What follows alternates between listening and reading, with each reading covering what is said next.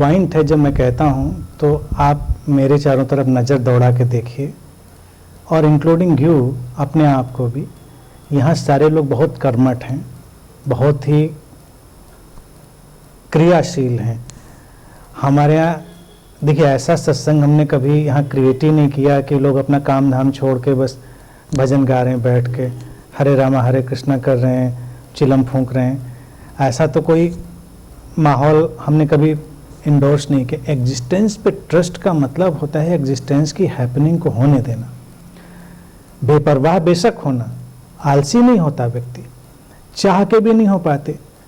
अब अगर हम कहें कि हम क्वालिटी टाइम देंगे या नहीं देंगे, तो एक डिबेट ये शुरू होगी, व्हाट इज़ क्वालिटी टाइम? 24 घंटे सिर पे सवार होना क्वालिटी टाइम है, या उसके प्रति कंसर्न और उसके प्रति भी एक ट्रस्ट?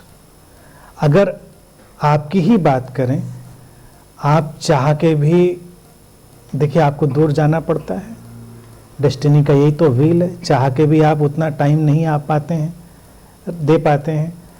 इच्छा होने के बावजूद भी अस्तित्व अपना व्हील अपने ढंग से घुमाता है। कई माँ बाप को मैं ऐसा जानता हूँ, अनंत में जुड़े भी रहे, मैंने उनको समझाया भी। उनके लिए बच्चों को क्वालिटी टाइम देने का मतलब था बच्चों के सिर पे सवार रहना। उन्होंने अपनी लाइफ खराब करी, बच्चे की लाइफ खराब करी, बहुत समझाने के बावजूद, क्योंकि उनको लगा कि एक ऐसा नमूना पैदा कर लिया है मैंने जिस पे सारा का सारा फोकस हमको कर देना है इसको, और सारा फोकस कर दिया। अब बच्चा भी इतना डिपेंडेंट हो गया, वो भी इतना डिपेंडेंट हो गए, कोई फ्रीडम, कोई स्पेस, कुछ भी नहीं रहा। इसमें कोई ग्रोथ अच्छी हुई ऐसा नहीं है। पढ़ाई लिखाई तो चलो हो सकती है, पढ़ाई लिखाई होने से कोई फ़र्क नहीं पड़ता। पढ़ाई लिखाई होके भी लोग डिप्रेशन में चले जाते हैं, पढ़ाई लिखाई होके भी लोग बहुत सारी चीज़ों में फेल हो जाते हैं, अब करके लोग सुसाइड कर लेते हैं।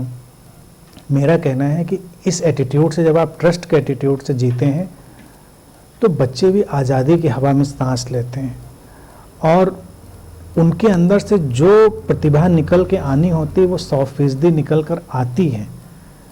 वो कहीं सप्रेस्ड नहीं होती, वो टैलेंट कहीं सप्रेस्ड नहीं होता है। और ट्रस्ट देखिए क्या है, सबसे बड़ा ट्रस्ट अगर बच्चे की भी बात पे देखा जाए, अपने पेरेंट्स को लेके अगर वो देखता हो, तो ये ट्रस्ट होना चाहिए कि वो उसके साथ खड़े हैं। खत्म हो गई बात। इस सहारे पे पूरी दुनिया में जी लेगा। आप अपने हस्बैंड वाइफ का हो, लवर्स का हो, किसी का भी हो, अगर ये ट्रस्ट हो कि हम हर तरह से साथ में खड़े हैं आपके, हम आपको समझने की कोशिश करेंगे, तो ये इंसान पूरी दुनिया में आगे चला जाएगा।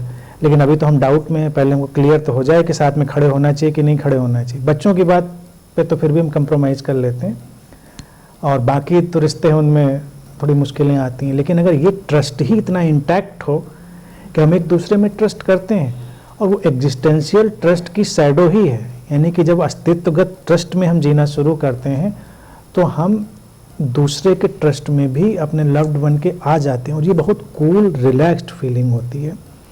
ये कभी भी हमको हमारे एक्शन से डिप्राइव नहीं करती है। हम हमेशा बिल्कुल पर्टिकुलर एक्शन करते हैं जो ज़रूरी होता है। आम तौर से हम सारे गैर ज़रूरी एक्शन करते हैं, ज़रूरत पर कोई एक्शन नहीं करते। ज़रूरत पर कोई एक्शन नहीं होता हमारा। तो ज़रूरी एक्शन को हमको लेकर आना चाहिए। ट्रस्ट का मतलब इतना ही होता है। लापरवाह दुनिया में कोई हो नहीं सकता, और जो अवेयरनेस के रास्ते पर है, कॉन्शियसनेस के रास्ते पर है, अपने मेडिटेटिवनेस के रास्ते पर है, उसके अंदर गुण ही अलर्टनेस का होता है। उसके अंदर अलर्टनेस का ही गुण होता है कि वो अलर्ट है। भले वो इस समय बिल्कुल सोया हुआ बैठा दिख रहा हो, लेकिन वो प्रॉम्प्ट है। जब एक्शन नीडेड होगा उसके थ्रू आएगा एक्शन, और जब नीडेड नहीं है तो नहीं है एक्शन। उसकी ज़रूरत क्या है? नीडलेस एक्शन की ज़रूरत ही नहीं है। तो ये प्रॉम्प्टनेस होनी चाहिए।